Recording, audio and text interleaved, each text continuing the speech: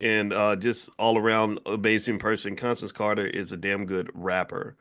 And I don't know if how many of y'all know that or not, but Constance made this really great song. She was rapping about real estate, and it was really cool. Now another person that we've worked with a lot, who's really good with real estate, Julian Gordon. He did poetry with real estate. The poetry was good, but when I heard Constance rapping to the beat, I said, I think this might be the best real estate performance I've ever seen. Yeah, she kind of tore it up. And one day I got to play it for y'all. But Constance, so the reason I brought that up is not to make you feel awkward. Although it doesn't look like you're feeling Oh, awkward about it. no, I love it. Yeah, but because you know Marky Mark was it Mark Wahlberg? He hates when you bring up Marky Mark in the Funky Bunch. Did you know that? That was his claim to fame. I don't know why. That Yeah, yeah. ultra conservative. That's when he was pulling down his showing his draws and stuff. Yeah, yeah. Because there was one episode of what was that show TRL they used to do on MTV. Uh-huh. And he Uh-huh. was on there with Eminem, and That's Eminem. because his ass was cosplaying. He's not really a rapper.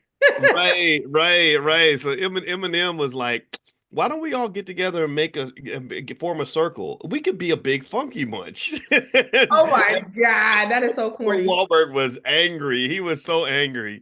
Oh my Yeah. God, he So. should be. That Yeah, is corny. but we got to claim our roots, and so the reason I brought up the fact that you know a lot about the music industry and had done the hip hop thing is because I was watching this video with Rick James, and it reminded me of how crazy people can be in the music industry, and also the reason I'm bringing that up is not to talk about Rick James per se, but to really talk about business. And I'm gonna show you all this video. I can't even describe it to you because if I describe it, you wouldn't believe it.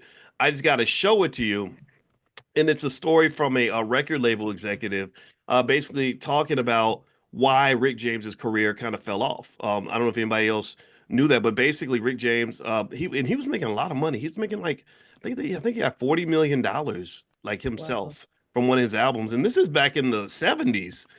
So you can imagine. I mean, $40 million today is a lot of money. Can you Yeah. imagine making $40 million in the '70s, and then to Ops have an musician, he wrote his music, owned yeah, yeah. But then to have an expensive drug habit to go with it, I think that's kind of interesting. drugs and white women. Right, right, right. So in fact, I'm really curious. Do you know anything about like in terms of his estate? Like, did Rick James have like a smooth, like, is his family wealthy because of his work, or is it like a James Brown type of thing where everybody's fighting and didn't nobody get no money? You know You what? don't think? I think if people were fighting, then it probably would have been in the news because we hear about James Brown, 13 years for them to settle his estate. John Singleton, I think 4 or 5 years. Prince, like 6 or 7 years, and Aretha Franklin. She had her will written on a piece of paper tucked in her couch. So I think we would have heard about that with Rick James, don't you think? I would suspect that, all right? I mean, the media always loves to use every available opportunity to embarrass black people, so 100%. I could totally see that. So what I'm gonna do is I'm gonna try to share my screen. I hope I do it right. I hope I don't hit the wrong button because I always do. And I want y'all to watch this video because it was really interesting. It was really, and I didn't know that this is what happened with Rick James and Motown. And so an executive was kind of telling this story, and I promise y'all this goes back to a business lesson. So let me see if I can pull it up and share the sound, and give me a yes in the chat if you can hear the video. Okay, when I play the video, give me a yes if you can hear it. Okay, all right. So here we go. This is on my Twitter. My Twitter or X account is Dr. Boyce Watkins one. Boyce Watkins in the number one.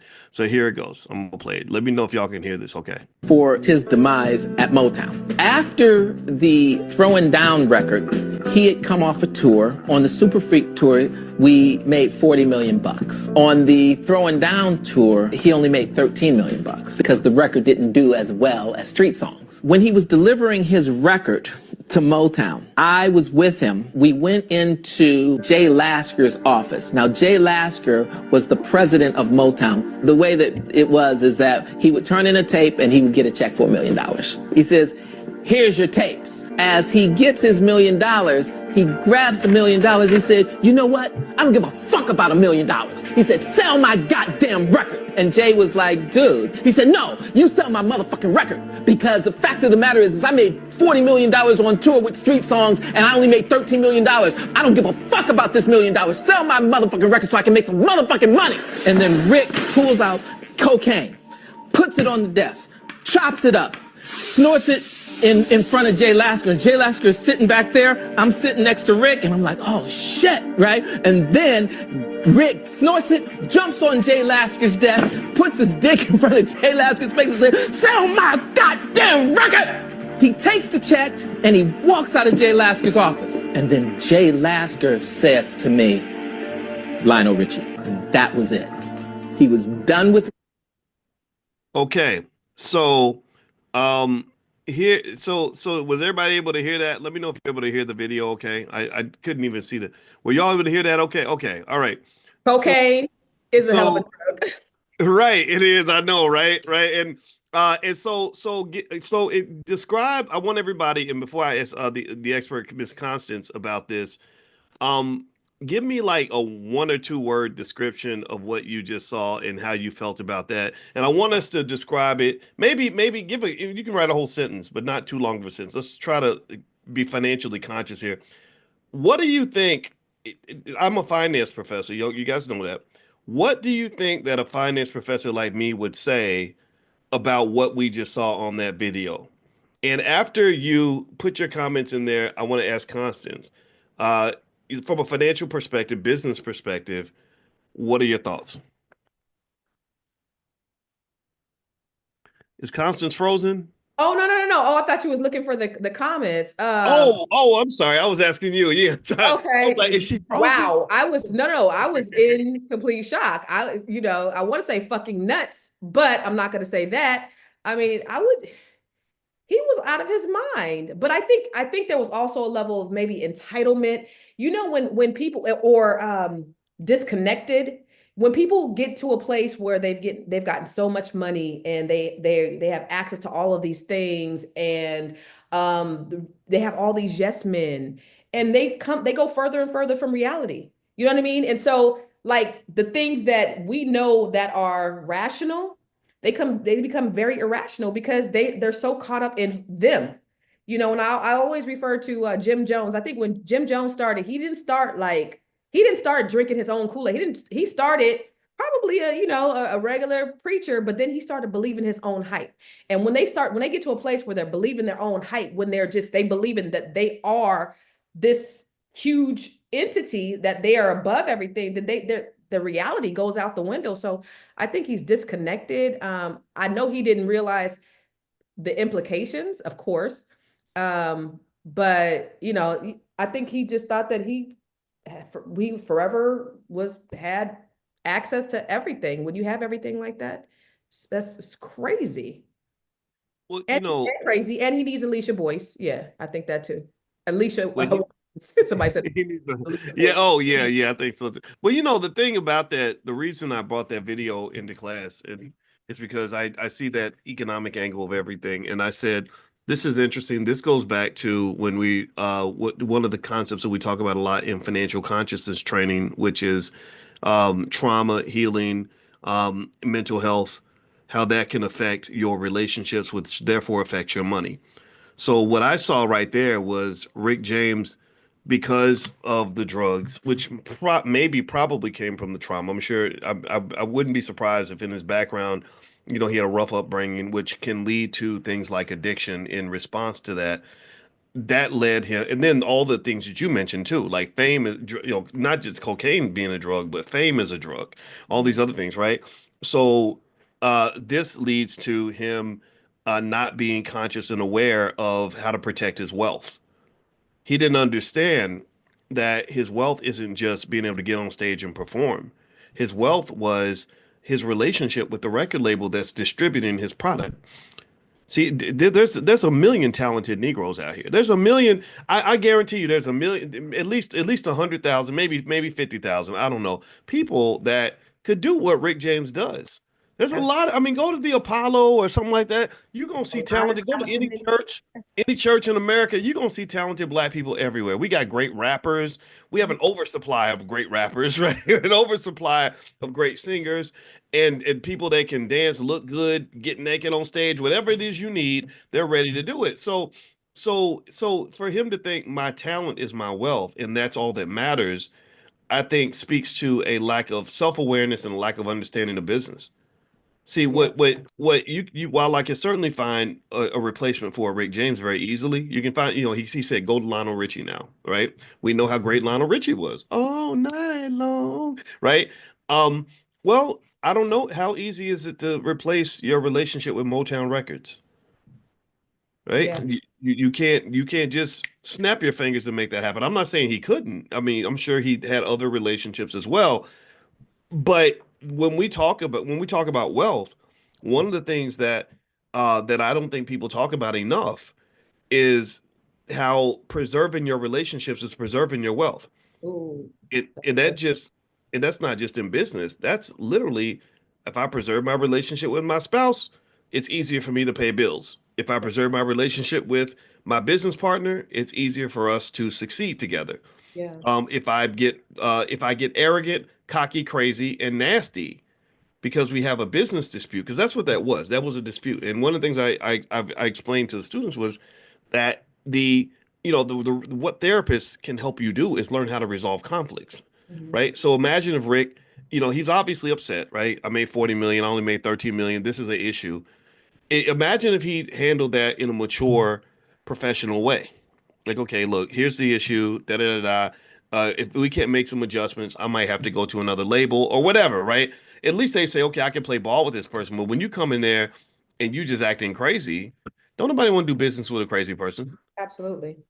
right? Then you That's add what. on top of that, like they can replace your black ass at any given time. And that's I think a lot of times, especially in these kind of industries, and you can look at Diddy, they get real comfortable. The more access they have, the more wealth that they get, the more things that they get away with. Oh, I got away with this. Okay, I could push the envelope a little bit more. I could push the envelope a little bit. I could do this, I could do that.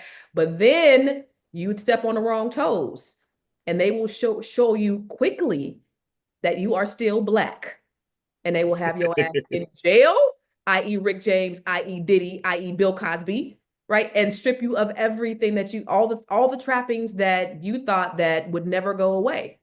And that is it's a testament to where we are, who we are, in America and our positioning here. So we can never get to where we are too beside ourselves, where we think that our shit don't stink, that we think that we're exempt from all this what could happen or what's happened to everybody else. It could easily, when you're giving back to the community and when you're doing things from the heart and when you're really working and you're really building true wealth and you're helping people, I think you can be insulated from those types of things. But when you get caught up with the trappings of all that, this wealth and Hollywood and all these crazy super ultra rich people, the things that they do that they're privy to, that they've been doing for centuries. They just invited you to the party under these conditions.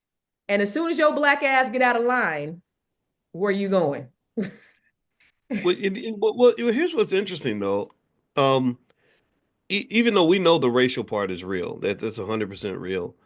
I think this was Motown, right? Barry Gordy runs Motown, right? Right, So I think that in addition to this possible, it could partly be a black thing. But remember, Lionel Richie's black too, right. right? So it's kind. It doesn't mean that race does not play a role in this, but I think what if you take race out of it?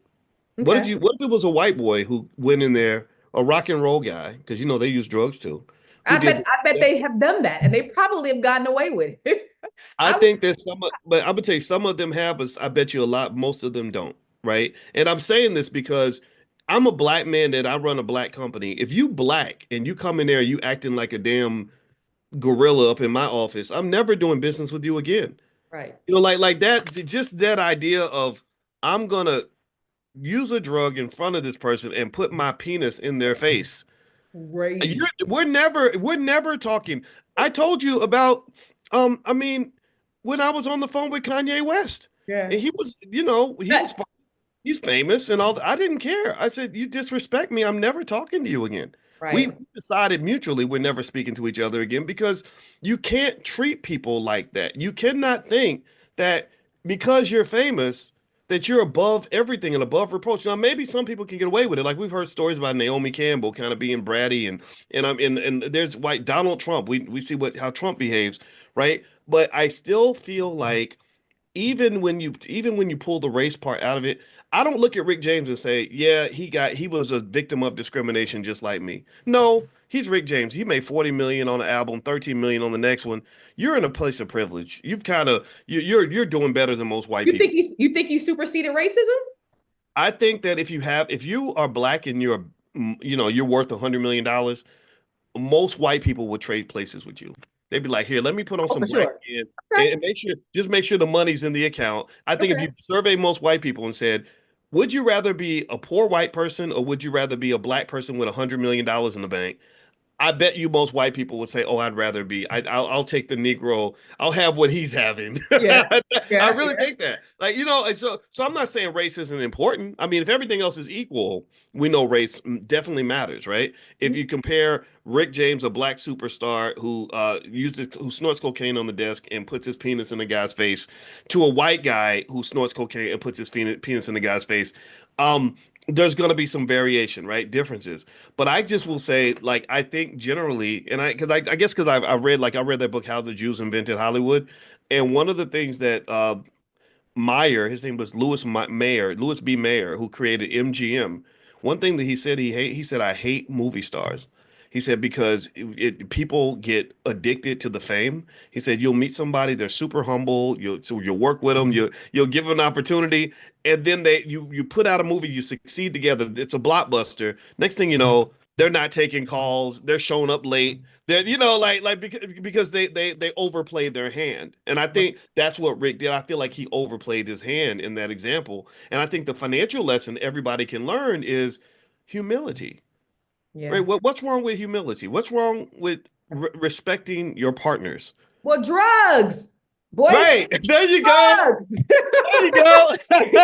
But I have to disagree with you on that point because I do believe, I mean, I know that money is the great equalizer. I do, but I think race can actually supersedes that in some manner because I do, okay, if you got $100 million, of course we got access to shit that we don't got access to. But in Right. the grand scheme of things, somebody who is white with more money than you, more access than you, more power than you will put that Negro in his place a lot faster than he would a white man in the same situation. Because they will always look to people who look like them and give them favor over somebody that looks like you or me. Mm. Well, I think then the question then becomes if he's gonna replace Rick James and he's all about, like I'm gonna keep the black man in his place, why would you pick another black man? Why pick Lionel Richie? Why not go pick I don't know, Come on, now. Elvis's son or Dr. something? B, come on now, because Right. he knows the potential of Lionel Richie, but he's not picking Lionel Richie to own the business. He's picking him to be out on the field, out on the plantation, doing the work, making his ass rich. They know the formula, and that's to put black folks out in the field and make these corporations rich. He wouldn't have got no. He's not. He knew what he had, and he knew the potential that Lionel Richie had. He's a smart businessman. Yeah, and here's the thing though, right? It'd be different if Rick James was working for minimum wage. To me if he was truly a slave and Uh-huh. making no money, Uh-huh. or they was doing him like they used to do those college athletes, and they'd be like, "We'll give you a free meal and you make us $50 million." That's Yeah. fine. But Rick James was rich. He was rich James. But wealth does not supersede race. But It, I'm it, glad it, this discussion. This is I, actually really good because well, let's do a poll. Let's ask yeah, let's everybody do here. both. Okay. So inside the Zoom, I'm gonna put a poll in here. And I'm gonna try to ask this question as simply as possible. So here's the question for today. All right. Which would you rather be? Would you rather be That ain't um the question. no, I'm gonna ask, which would you Okay. rather be? Would you rather be a regular white guy, meaning like you make, 80,000 a year? Nobody. Right, you make 80,000 a year, or would you rather be the rich black man who makes, say $5 million a year? Which would you which would y'all rather be? Okay, so what I'm Talking to gonna do. black people. Black people don't even, we don't want to be a rich white man. Ask them if they'd be rather be a rich white man than a poor black man. Ask them that. Well, nobody Everybody would want wants to to be be a a rich poor black Negro. man. We know the answer to that one. We know that one. So let me see Everybody if I wants to can. be a rich black man. Like, ain't nobody gonna say they want to be an average white man. Ain't no, we don't have no self-hating Well, Negroes that or listen to better you yet, every day, boy. okay, then say, well, rather than saying which would you rather be, I would say who has a better life in America? How about that?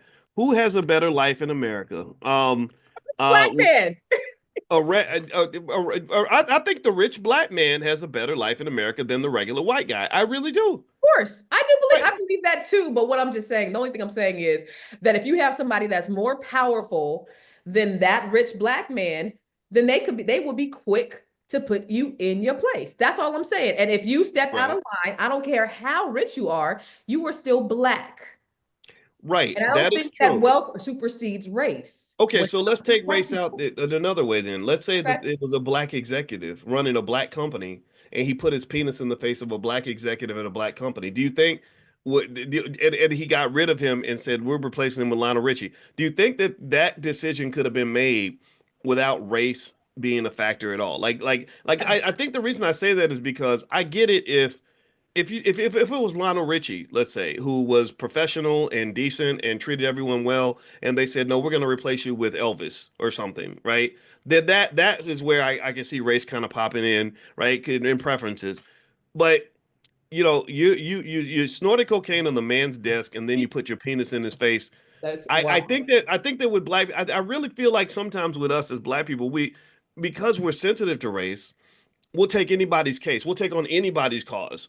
Right. I saw that. I did not see any connection with Rick James in that moment. I did not see this as a case of standard oppression. I've seen other cases, right? People getting unjustly incarcerated, shot by the police, fired from the job when they didn't do anything wrong, not given an opportunity. I see those things. But when you're talking about a man who was, they probably would have gave him a long leash. They probably had tolerated a lot of stuff before that moment, Right. right? And I don't think it was because they loved him or because they love black people. They did it because he was making money. That's So right. so I almost feel like it seems like we have to kind of I just didn't see this as just a racial incident, Oh, I right? don't think it's just a racial issue, Dr. B. I don't think it's just a racial issue, but what I am saying, because he acted a monkey. He went in there, did his thing. He got yeah, no, ooh, somebody wants to be a regular white guy. Oh Interesting. wait, well, I said who has a better life in America, a regular white guy Okay. yeah, Somebody, or a okay, rich black man. It's interesting. 78% said that a rich black man has a better life in America than a regular white guy. 22% of the respondents said, and that this is inside the Zoom. So anybody watching outside the That's Zoom, you have to be in interesting. the Zoom to answer the poll. The regular white guy got 22%. Yeah, that's interesting. Wow. Y'all really think y'all really think a regular white man has it better than an ultra rich black man? That's I don't. I'd oh rather. neither. I'm. Well, I mean, I want I'm to be ultra. right on any given day, any day of the week. I am not at all interested at all. But if you want to throw $100 million in there, I might trade my melanin in for. Well, yeah, 100 million is a lot of money, right? But I can say, I'm not poor, and I'm also I have a privilege of education, but Yeah, the privilege of my education was a privilege that I will also say I earned. I had a lot of friends that could have went to school with me but didn't, yeah, right? So even though education was a privilege, there is such a thing as black privilege that you can create for yourself, yeah. right? So for someone to say, "Well, you're privileged because you have this doctorate," it's like, no, you could have been sitting there studying with me 8 hours a Do day they know too. how hard you work for that damn doctorate? How many years Yeah. you It's put in like, no, for that? yeah, I study 8 hours a day, 7 days a week, year Yeah. round, including Christmas. You could have did the same thing. The white man didn't say that you couldn't study. The white man got his foot on their neck, not yours. Yeah, yeah. And so I kind of feel like, so I can say that as a person, as a black man, I've been a black man most of my life now, since Yeah, since I most got of the it. surgery. Since I Okay. got the surgery. And I like it. I You really, like being black? yeah, I do. I Cool thing, do. right? You Well, got say that. it again. It's a cool thing. You got that automatic rhythm. You got that automatic swag just by virtue of you having that melanin, huh? You know what? I ain't got a lot of rhythm, I and saw I you. and I I saw don't you, think doctor. I I saw don't you. I saw you. And you better not tell nobody what you saw. I saw you. I saw you at your wedding getting jiggy, and I saw you at ABC getting jiggy. Don't play with me. You got rhythm. They call that mirroring when you just copy what other people were doing. But You're in the white seriously folks. though, it's I like being black, but here's the thing, right? I know that being black means that there's certain neighborhoods I don't belong in, certain spaces that are not for me. And I Yes. think that that's important to understand is that and I do believe in America when you are black, every place ain't for you. Yeah. And what happens a lot of times is we try to get into these spaces where we don't belong, and then we get mistreated and then racism kind of becomes more of a variable. I found more comfort in just saying, okay, y'all stay over there, I'm gonna stay over here. I'm gonna do my thing So over here. are you a segregationist, Dr. B? Is that what you're saying? Not completely, but but I'm more. I like to think I'm a pragmatic person, Okay, tell me about right? that. I And mean, pragmatism just meaning like I get why you want to protect your own. mhm. I don't get offended when a white man understands that you're genetically challenged and you probably won't exist in 100 years. I'd be upset about that too, Right, right? So like, right. like so I don't. I'm not saying that it justifies everything. I'm just saying I get why you want to take care of your family. I get why you want to win. It's like if you're in a Yeah, but see, basketball I game. think with them though, is they want to win at the cost of everybody else. They don't want to play Mm, fair. They don't want to, they yeah, know if it's yeah. I seen something from somebody said they saw Jesse Jackson did an interview. I don't know if you've seen this video. They said they did an interview. They said they asked him why, with black people basically getting ahead, and when you put them on a basketball court, like Mm, they dominate. And he said, that's the only place in sports is where everything is equal.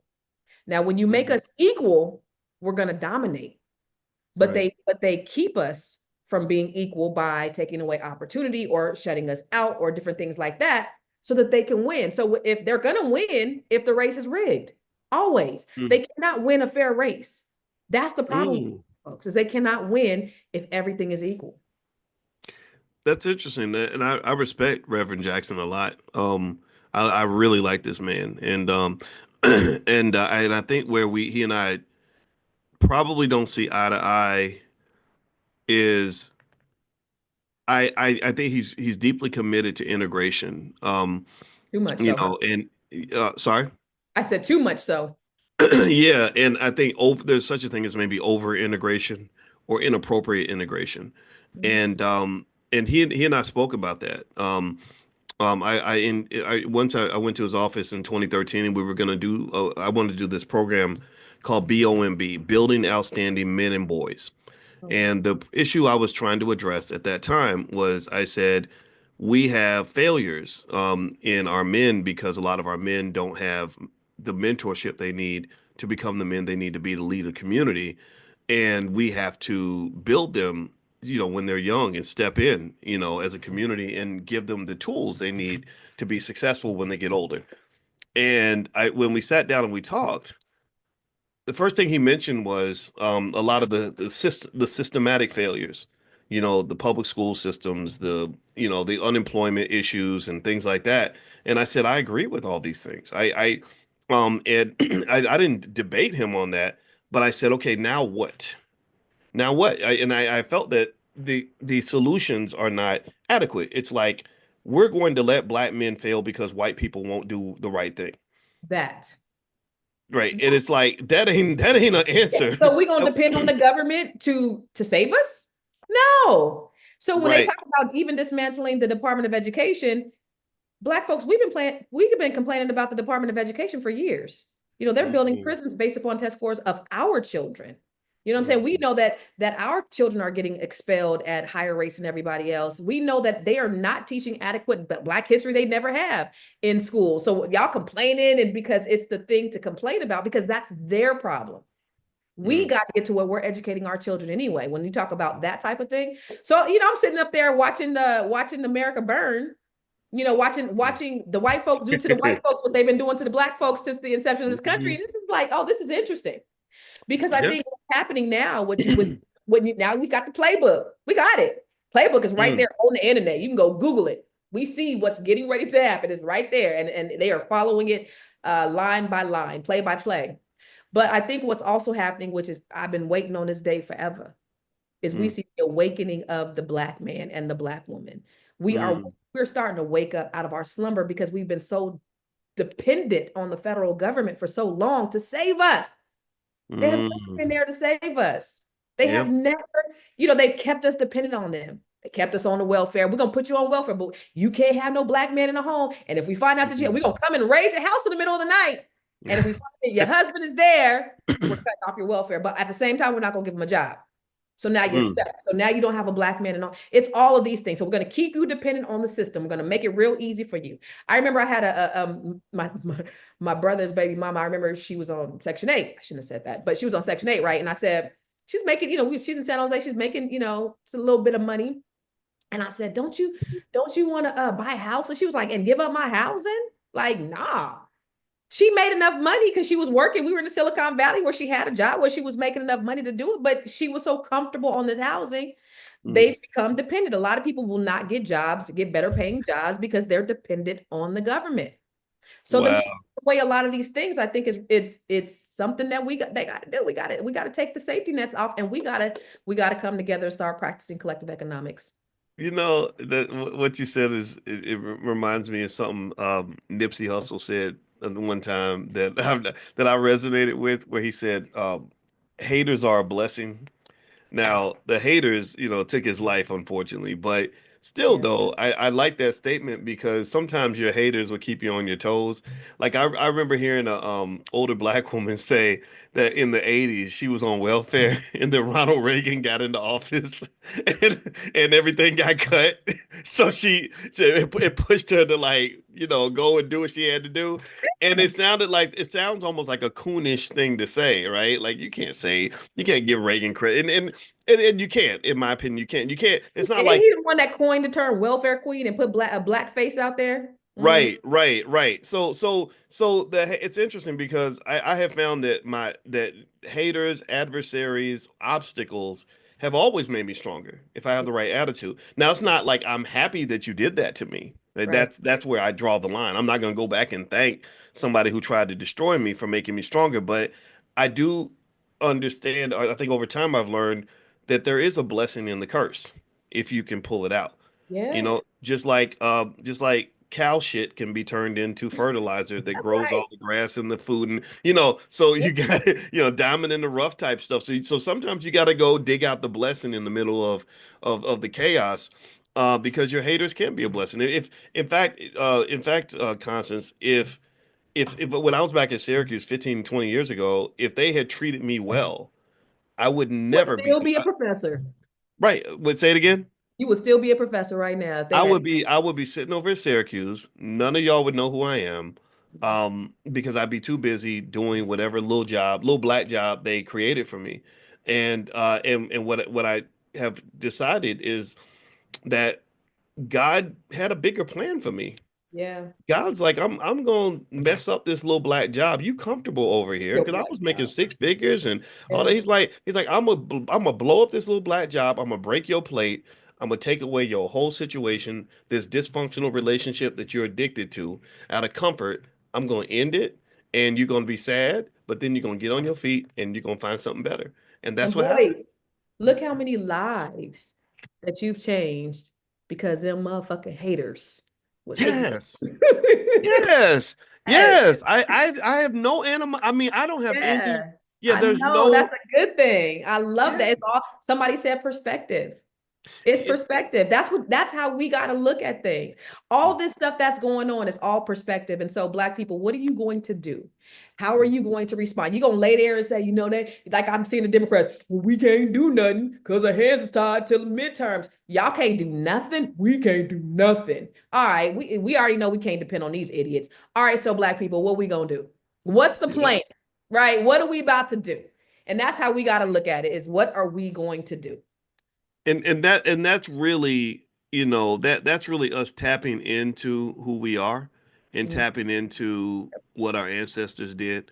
Our ancestors they didn't have no DEI, they didn't have no affirmative action. They Right. didn't any government support at all. I mean, they were living a complete nightmare, and even they were able to create stable families and educate their children. Mm-hmm. Right, one room schoolhouse. They'll get the little kids in the room and read to them, and that's what I've been And really. they were educated a lot better back then when we had horrible conditions because we had teachers that cared about these students. Yes. They cared whether they got educated. Right now, these teachers don't give a damn about our kids. Let me tell you something, Dr. B. When my kids were in elementary school and they all went to an IB, International Baccalaureate program, right? So I had three boys. So now my daughter, of course, if you ever read the book, the Conspiracy to Destroy Black Boys by Juwanza Kunjufu, he talks about, what they do in these elementary schools and these schools and how they treat them differently and, how Black boys are targeted. And so I was already equipped. I was overly equipped. But when my oldest son got into school, automatically they're going to automatically treat him differently, automatically assume that his parents aren't engaged, make all these assumptions.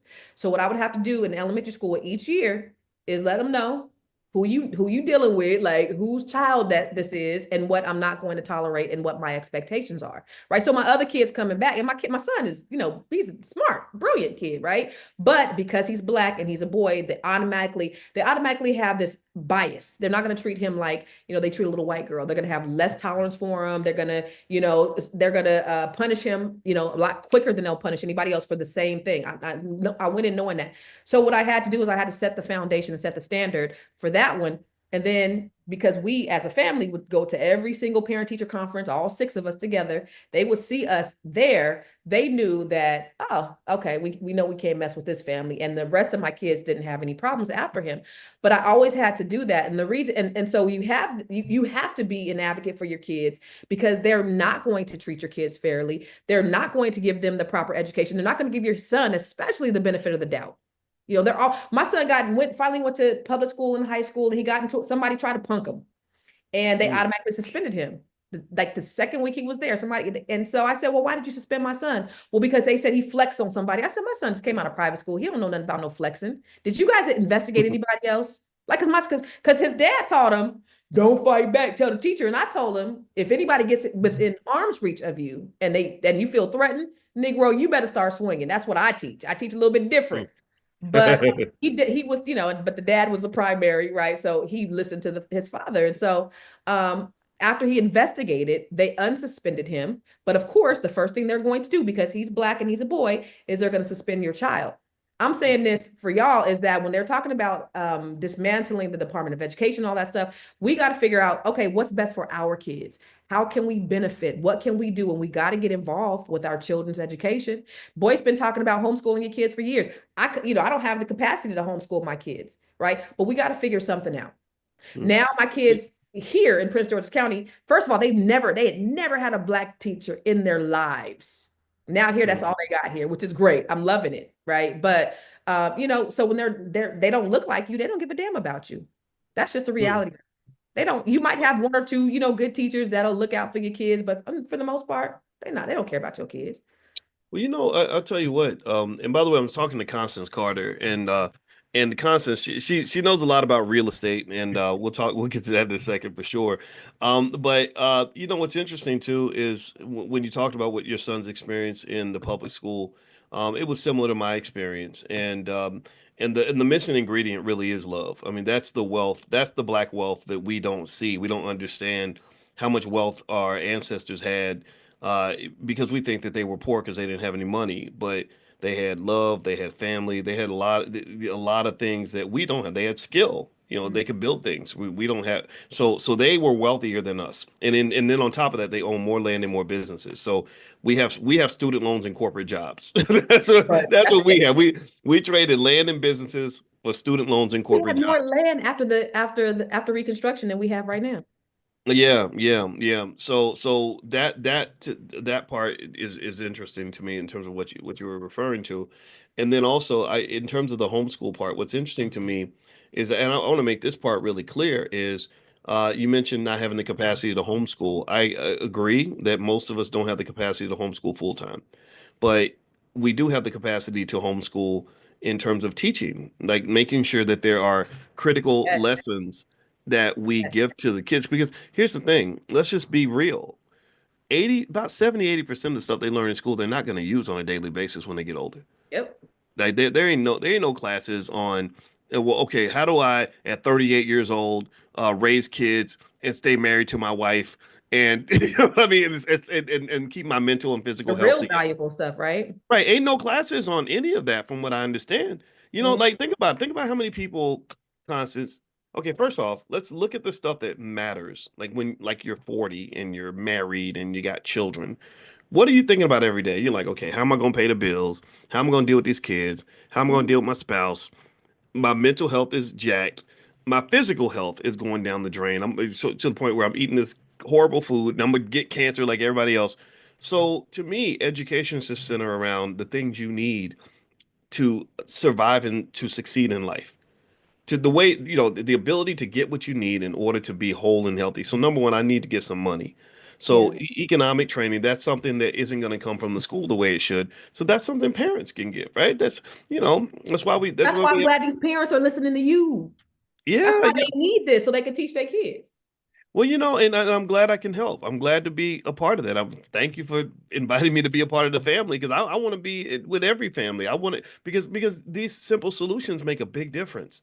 There's a Simple. big difference in the happiness level of a black man or black woman in their 30s who has enough money versus somebody who's in the struggle bus. Right. That's night and day. Right. And then the second thing that in that area of just relationships, Yeah. you know, like that's critical, right? You know, can I pick the right person to even have kids with when It's we have tough out here in these single streets, though, Dr. B. I'm single I now, so it's tough out here. I know it's tough. I know it's tough, which to me heightens the necessity Yeah. of knowing how to navigate that tough space. That to Yeah. me, it's like if I'm going into the jungle, You then need to I teach need a to go master get class some. on that. Wait, say it again. I think you need to teach a master class on that Well, one. you know what? My wife, we do. I wrote a whole book Oh, called yeah, that's right. Financial Lovemaking, and I talk about things like financial STDs and different ways that people get hit financially in their relationships. I wrote a whole book about it, right? But I think what's and actually I'm gonna go on Kendra G's. You know Kendra G, right? Yes. Yeah, I'm gonna actually do something with her. Like I think in about 2 weeks or something. Oh, She that's did. awesome. What is she doing? Because I know she does the her dating show. You don't go on Yeah, that? yeah, yeah. You know, she does. She's so smart. I've never met her, but what she does is they'll have these crazy people on there, like Yes. saying the craziest stuff, and she Yes. just sit there and just ask like real serious questions. So Yes. she's like the straight man, so to speak, and like they having Trying to keep a comedy, straight face. and you just be cracking up Oh because the my person will God. be saying the most ridiculous stuff. Yeah, Yeah. but still though, to me, like then yeah, if it's tough out in these streets, then that means your awareness and your consciousness should be heightened. Your understanding of your environment should be high. It's not. I mean, just think about how many people, um, get drunk, sleep with the wrong person, and get pregnant and get a disease at the same time. Right? Just little basic stuff like that Yeah. that impacts your life in a major way. Yeah. Right? And so I think kids being taught about life, like I just think there should be like life school. Right? You know, and They if got to you're bring that back. They got like just yes. even just basic skills, right? Because they took out all of those basic skills out of the schools, and we're They not can't. seeing them on the level that we need to. But we also need to see skills training. Mm-hmm. I learned how to cook in home ec. You know what I mean? I learned how to use a knife.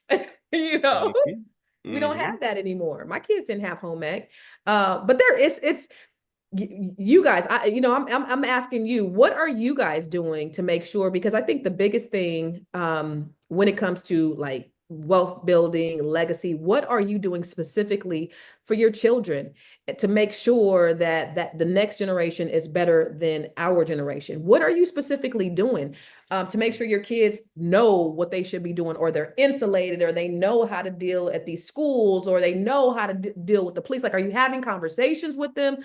What are you doing to prepare your children for life, for like real life and life and success? That's what I'm interested Yeah. in knowing.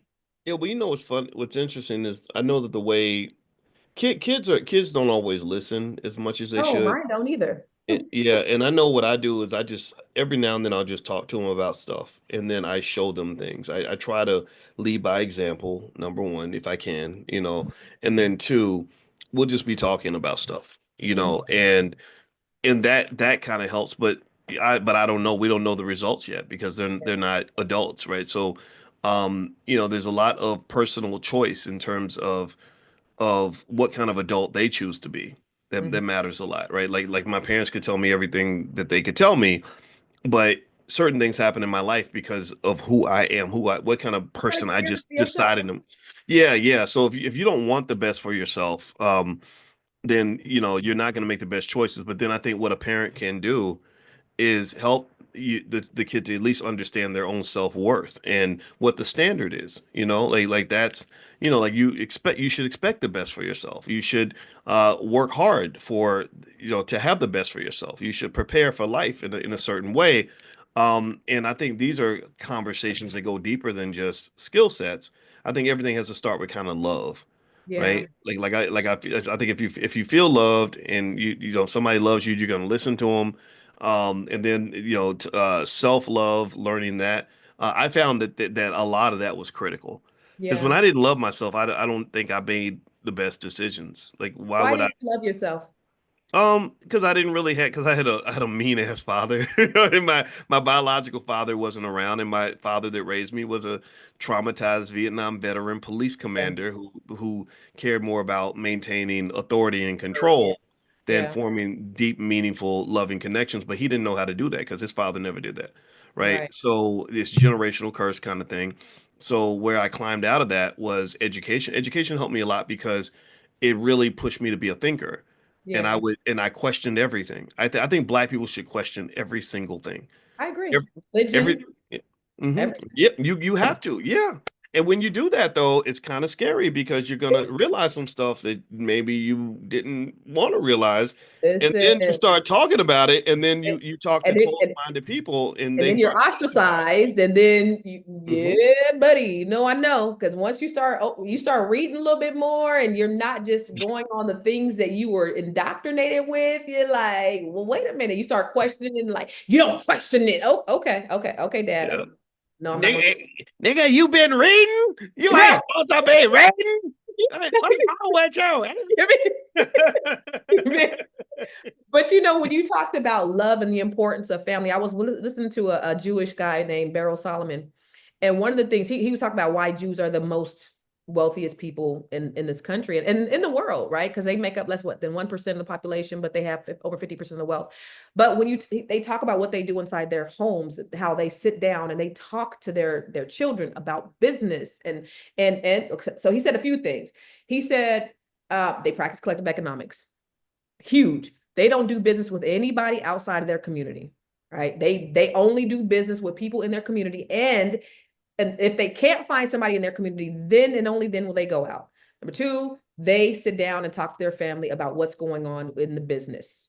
Okay, so their kids are fully aware. They're indoctrinating or ingraining with their children what they need to do. They're preparing their children for that thing. So having these financial literacy conversations with the children, at the dinner table and talking to them about certain things is important. My youngest son, he don't talk a whole lot, but one time he was saying, "Oh, mom, I was coming back from the gym, and he was saying my favorite subject is financial literacy." Oh, my antennas go up. So now we're talking about compound interest and credit. I was like, "Let's go for a ride around the city." So because I was like, first of all, I'm happy that the educator's talking to me, but secondly, like, okay, we're having this conversation about financial literacy, and we're exchanging information, and I was telling them, okay, this is how you can figure out if something's generating compound interest. I want you to go on chat GPT and put this formula in and put this formula in. And so he was understanding. These are the conversations that we'd be having with our children.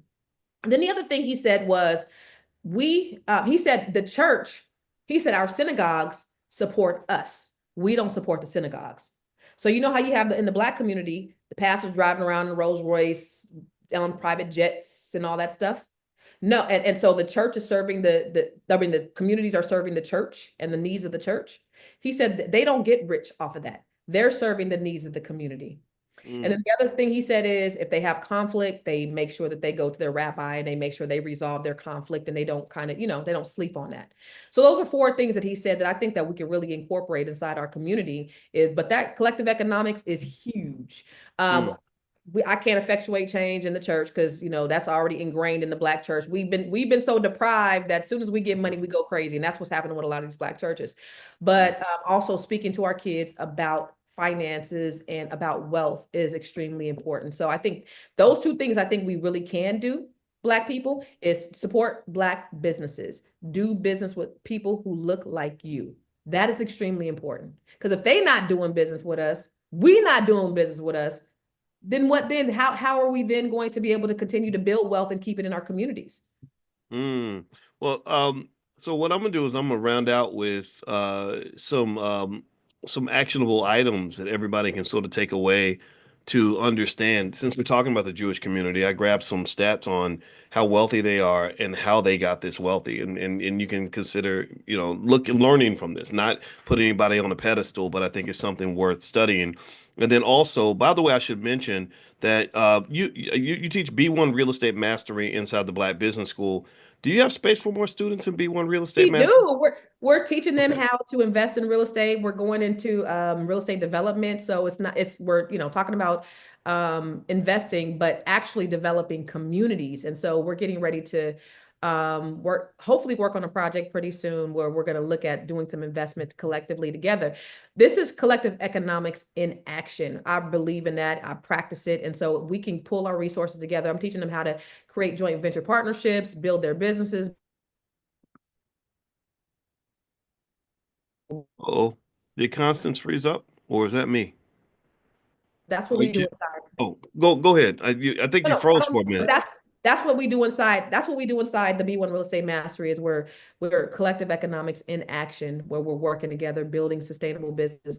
I'm not teaching them how to invest in real estate because that's important, but I'm also teaching them how to create businesses that last, that they can transition and transfer to their children. Okay. All right. So I put the URL in the chat if you want to take a look. It's b1realestatemastery.com. B the number one, b1realestatemastery.com. So feel free to take a look and I'll text it out to everybody. And also, Constance does a show every morning on the Fly Nubian Queen Network. And in addition to that, we actually decided, in case you don't know what Fly Nubian Queen is, it's a space where pretty much all the teachers are women. I think Joe Corley snuck in there. We're gonna, he's cool. He's cool, but he's cool though, and I just love Joe. And so what we did was we also kind of turned that into like a 24-hour network.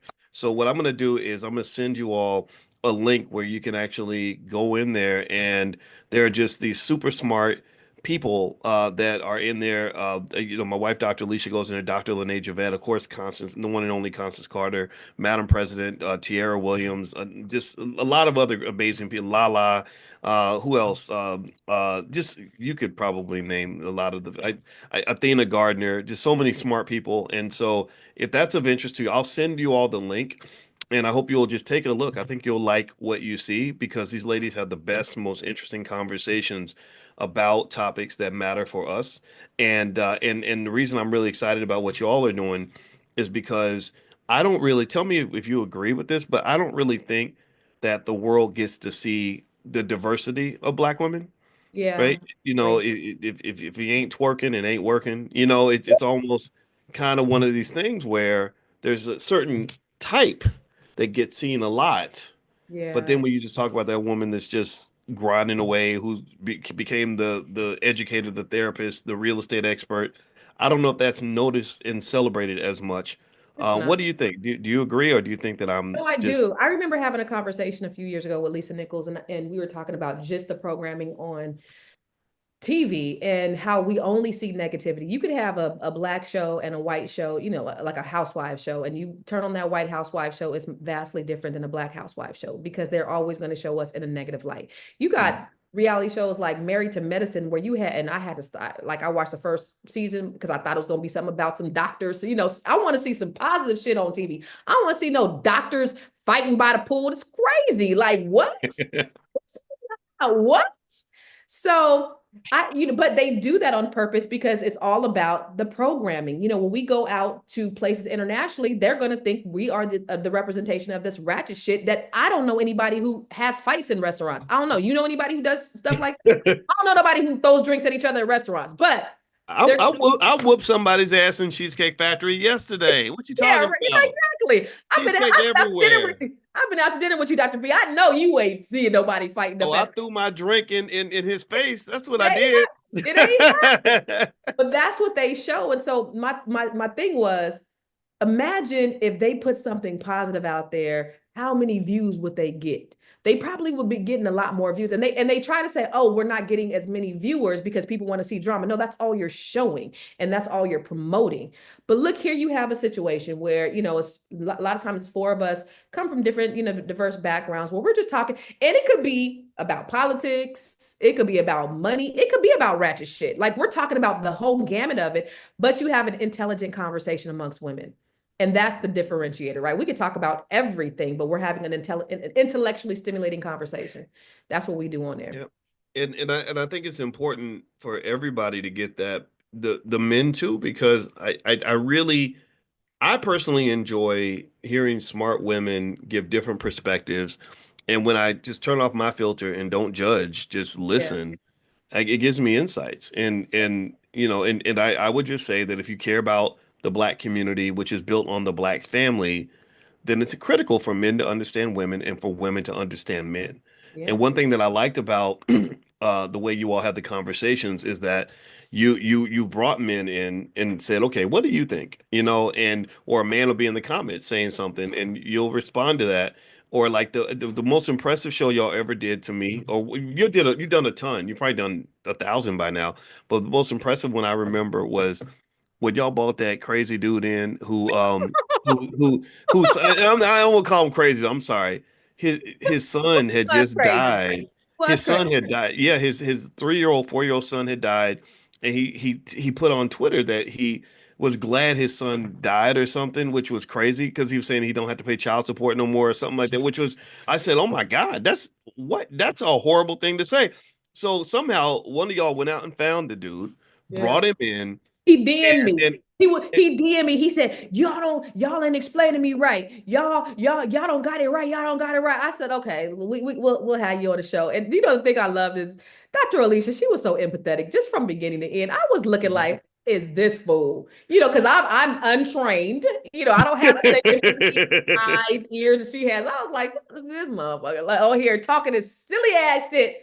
Excuse my It, it language. was it was Early in the it was morning, but what it started off like I said, oh my God, this was such a bad idea. Like it started like with conflict, like y'all rolling your eyes, he's in there talking crazy. and then he talking like, look at you with your fake hair. Like, Yeah, he's like, see, I can tell y'all ain't got no man. It was like I was like, oh shit, this is gonna be good. This is gonna be crazy. But then what happened was the I tide loved turned. how eventually, and I guess I had to give Alicia credit on that because you're right. She Yeah. did kind of ask the therapist question. She didn't really judge him at first, and then he had a breakthrough. Yeah, he Like did. I was touched by it, like where he was literally admitting basically, like, Yeah. this was my way of coping. Like I don't know how to deal with my emotions, Yeah. and I was like, holy, I was like, Mom, she's good, okay. Good. Yeah. Because yeah, and y'all just had this really great conversation, Yeah. and I just loved it. I thought that was really profound. Yeah, it was really good. And in real time, I think we all collectively kind of changed our thought. And I'm so glad Dr. Alicia was on there to really kind of move that conversation and have the empathy, because had she not been there, it would have been like, Negro, who you think you are? That's why you got fake Mhm. hair. It would have been that the whole time. Right? It would have been that, because we're not Yes. that educated and savvy and all that. We're not that. So I'm glad she was there. Yeah, and this is what I try to tell people. Like these are little tricks that therapists have. They know they're kind of the Right. best in the world at just taking what we think is gonna should lead to a conflict and Yeah. just using these tools to help you just kind of make sure everybody's heard and you Right. understand each other better. And so I encourage everybody, like, learn these things because it'll save you, right? Because all of us have had a relationship that ended, when it shouldn't have ended, or a friendship that we wish we could repair, but we're scared to admit it, because we don't want to seem weak or whatever, or we're just whatever. It's a sibling we ain't talked to, or a cousin that and if you have certain tools, you kind of know how to coexist in a healthier way. And I just encourage everybody to learn that instead of being stressed out and fighting all the time. Yeah. So Constance, I want to say thank you for joining us today. Look, So Dr. B, you and I could talk for hours and yes, just have just some crazy conversations and talk about everything. Like we can go from the whole gamut and we could do this probably 2 more hours. So I always enjoy talking to you, both here and privately too. So I enjoyed today. Thank you. ditto, absolutely. And your social media, what is your social media? I am Constance Carter, and y'all, I have a show, a podcast that's actually I'm about 5 minutes late for. So come over there Oh, on Fly Nubian. Yeah, it's all good. ooh, Come over there on Fly Nubian Queen. okay. Actually, what? Cody Ransom's going to be on there. Cody, he was at. Oh, yeah. Tell Cody I said hi, and I did Yeah, not know that I was all cutting good. into your time. All good. All good. He's Is waiting. there a link to It's, the a, show it's that on. I can It's that we on. can? It's on the Fly Nubian Queen YouTube.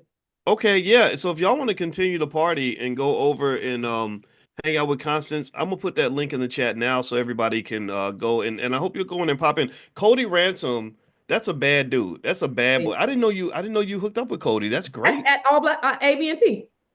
Really? Ah, Yes. the convention. Okay, yeah. Well, Yes. Cody is the reason I would highly encourage you all to go listen to Cody is because Cody is I consider to be one of the leading experts on Black Wall Street, the original Black Wall Street in Tulsa, Oklahoma.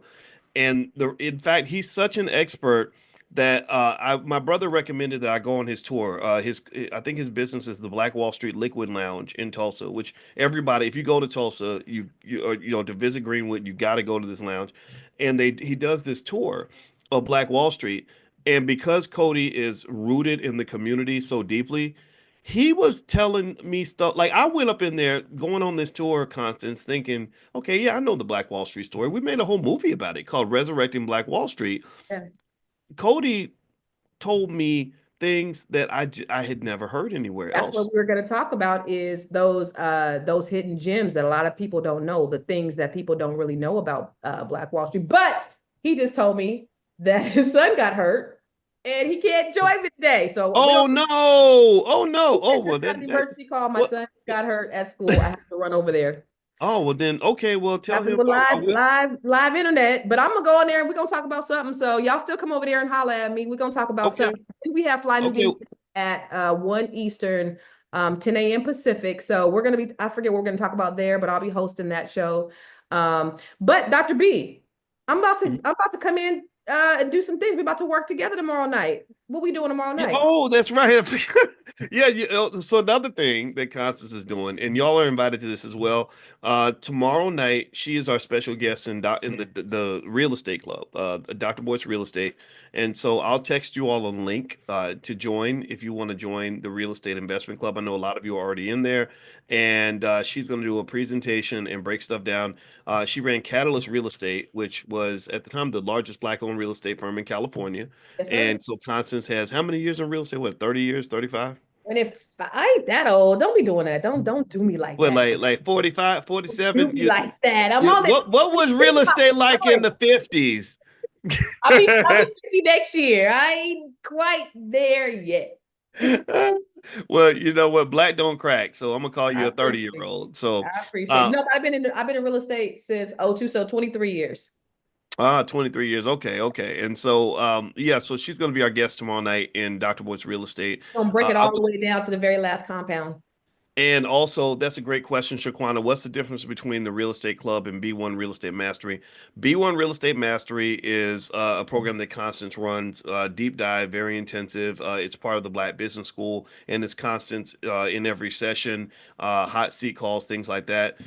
Dr. Bush Real Estate Club, I bring in an expert once a month, and we get together and we collaborate, and all that content's available as well. So Dr. Bush Real Estate has a lower price point, right? So if you're kind of looking to be introduced introduced to it and sort of get exposure to different experts in the field, then Dr. Boyce Real Estate works for you. If you want that deep dive and you really want to jump in and do group investing and stuff like that right away, then Constance is the person that you'd want to talk to. She is our, I would say, our resident real estate expert, but of course she does other things as well. So she's really good at a lot of things.